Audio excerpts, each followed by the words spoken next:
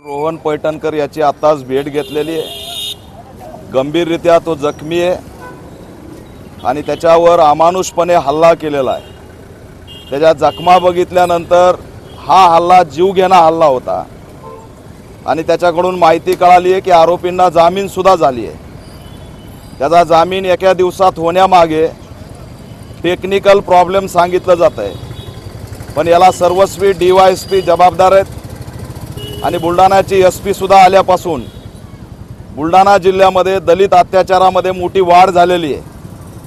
मग ते झेंड्याच्या विटंबनाचं प्रकरण असो की रोहन पैठणकरवरती झालेला जीवघेणा हल्ला असो, त्यामुळे मी या ठिकाणाहून सरकारला आव्हान करतोय, मागणी करतोय की या सर्व आरोपीवरती मोका अंतर्गत कारवाई झाली पाहिजे।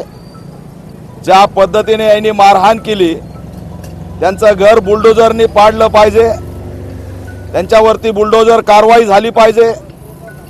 पीडित रोहनला 50 लाखाची मदत केली पाहिजे, त्याच्या कुटुंबातल्या सदस्याला शासकीय नोकरी दिली पाहिजे। या अशा मागण्या घेऊन राज्यव्यापी आंदोलन आम्ही छेडल्याशिवाय राहणार नाहीत।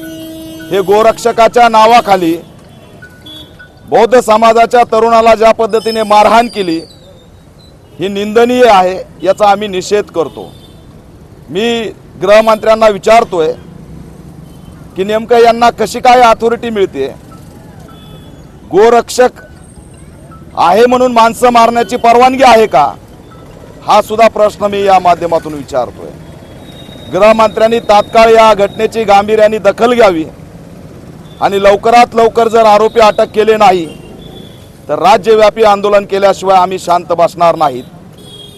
आज या देशामध्ये धर्म काय आहे म्हणून मारलं जातंय, पण पहलगामला सुद्धा धर्म विचारून मारलं होतं आणि खामगावला सुद्धा आमच्या तरुणाला धर्म विचारून मारलेलं आहे। त्याच्यामुळे पहलगामचे आतंकी आहेत ते खामगावचे सुद्धा आतंकी घोषित झाले पाहिजेत।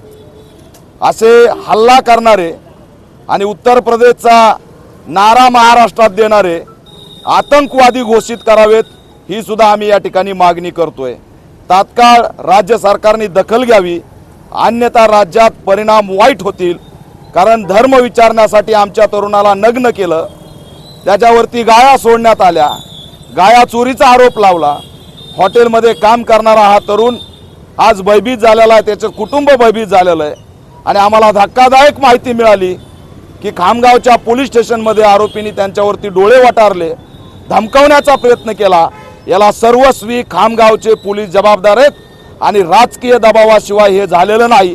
त्याच्यामुळे ठाणेदार आणि DYSPचं VDR CDR चेक करावं। भारतीय जनता पार्टीच्या आमदाराचा याच्यावर दबाव असल्याची शक्यता नाकारता येत नाही।